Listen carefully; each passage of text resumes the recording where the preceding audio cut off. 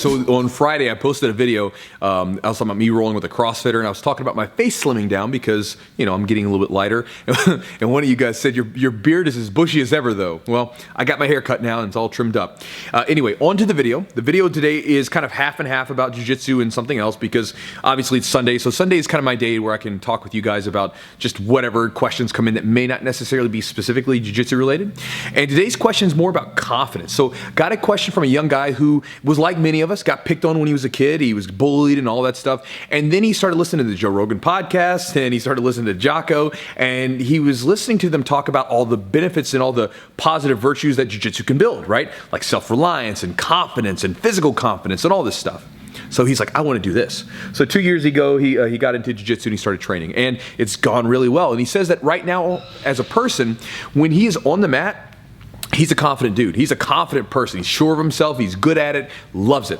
But he says that he feels like off the mats, it's kind of lagging behind. He says that when he's doing his normal stuff day to day that isn't combat related, he says he still feels like he's lacking confidence. He still feels like that old person that he used to be. And so he sent me the message because he said, Chewy, I know you got jumped when you were a kid. I know you were overweight growing up. I know you got picked on. And he knows all the stories because he's watched the videos, right?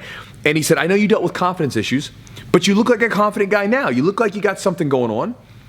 How did you do that? Like, how did you do that? And do you have any advice that you could give me or any sort of tips or perspectives? So, brother, thank you for the question, Matt. And man, I picked your question because just the other day, I was rolling with one of my mentors, Al, and Al watches the videos. And so when Al comes in the gym, I think he does this intentionally. He likes to kind of knock me down a peg, So he comes in, and he always loves to bring up all these old embarrassing stories of me. Like I remember the one that he brought up this week, which again will tie into what we're doing here today. He comes in and he said, Chewy, you used to be the most unconfident guy ever, right? He said, I remember the first time you taught class, you were just mumbling along trying to teach. I remember it was like you had marbles in your mouth. He told me, he said, after the first time I taught a move, he said, the first time you taught a move, after you got done teaching it, we all looked at each other like, did you understand what he said? I don't know what we're supposed to do, right? Nobody could understand me because I was so nervous. I was mumbling. And then later on, as I became a brown belt and was more sure of myself on the mat, we were over here doing private lessons. I remember we do private lessons together, and he was telling me, he said, Chew, you could run a business like this. You could do something like this. You could be successful in this way, whatever, and giving me some encouragement. And whenever he would say this to me, I would just look down and go, yeah, but I don't know, Al. I don't have any money, and I don't know what I'm doing. And just insert whatever excuse I could come up with. And Matt, I was in a similar boat as you. Confident on the mat, was sure of myself, competing, whatever. Off the mat, not so much.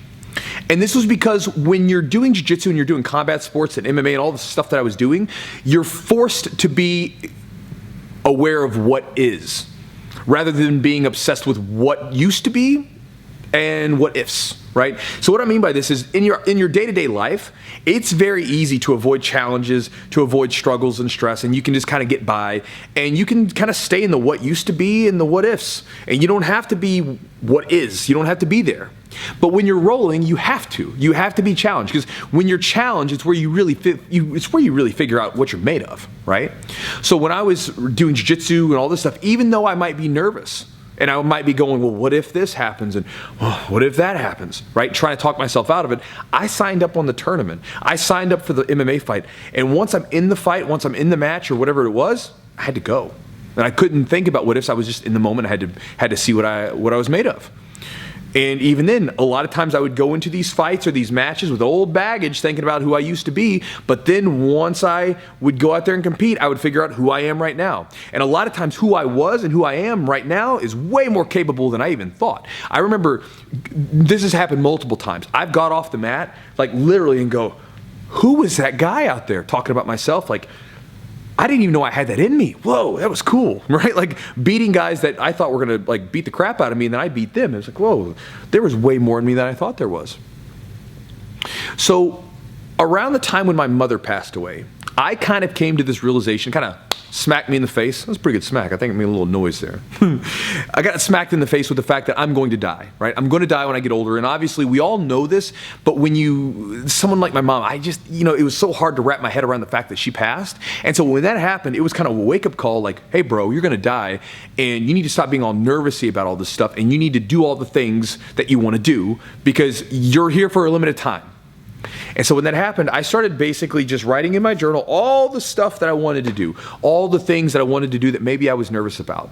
This could be something as simple as traveling. Because at the time, I remember in my mid-20s, after my mom passed, I took a trip to Florida.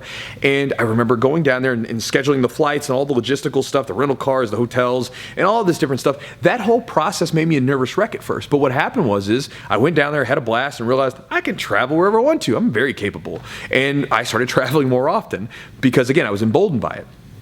But it could be something as simple as that, or something as kind of a big deal as getting into a business venture where, again, early on when I started to do some of the stuff that I've gotten into, I wasn't confident myself, but it was just about, I took the same approach, and this was the mindset that I took, where I was like, I would think to myself, every time you get ready for a tournament, you're always nervous.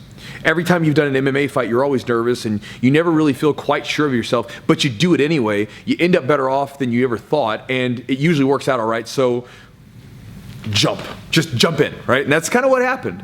That's the way that pretty much all this stuff has happened for me. Basically, I get into a situation where I'm nervous, I'm anxious, I'm doing all the what ifs, trying to talk myself out of it. I'm talking about, in my head, I'm replaying all these old movies of who I think I am, and then eventually I'm like, ugh. Shake it off and just jump in, and I figure out what's reality. And so what I would say to you, man, this would just be my gentle nudge to you, is that if you'd like to gain more confidence off the mat, take the same approach that you have going on the mat. Challenge yourself. Write down in a journal. Just figure out whatever it is that you want to do that makes you uncomfortable. These could be simple things. It doesn't have to be like start a business. It could be something as simple as just whatever it is. I don't know what it is. It could be having dinner by yourself. This was one of the ones that I chose for myself because the idea of having dinner by yourself kind of made me feel awkward. So I was like, well, we're going to go have dinner by myself because it makes me feel awkward, so I'm going to do it. That was kind of the mindset I was in at this time. Whatever makes you feel awkward, nervous, uneasy, whatever it might be, go do all that stuff. Right? I went to dancing lessons because it made me feel awkward. All this stuff. Just pick stuff out that makes you feel uneasy, that's going to stretch you and put you into new challenging situations, and go do all of that. Because it'll be just like this tournament and competition and the jiu-jitsu experience that you've had, where regardless of how you feel going into it and who you think you are and what you think is going to happen, when you actually jump into it, you actually get to see what reality is. And again, this is why I say, what if is not what is. What used to be, these old movies we play in our head about who we think we are, is not what is. What is different. It's the present. And the only way you're going to figure that out is by jumping into situations, challenging yourself, stressing yourself out a little bit, and stretching yourself in these situations and that kind of thing. So that's the idea, man. So hopefully that made sense to you. So yeah, so hope your Sunday is going well, guys. And I'll talk to you next time.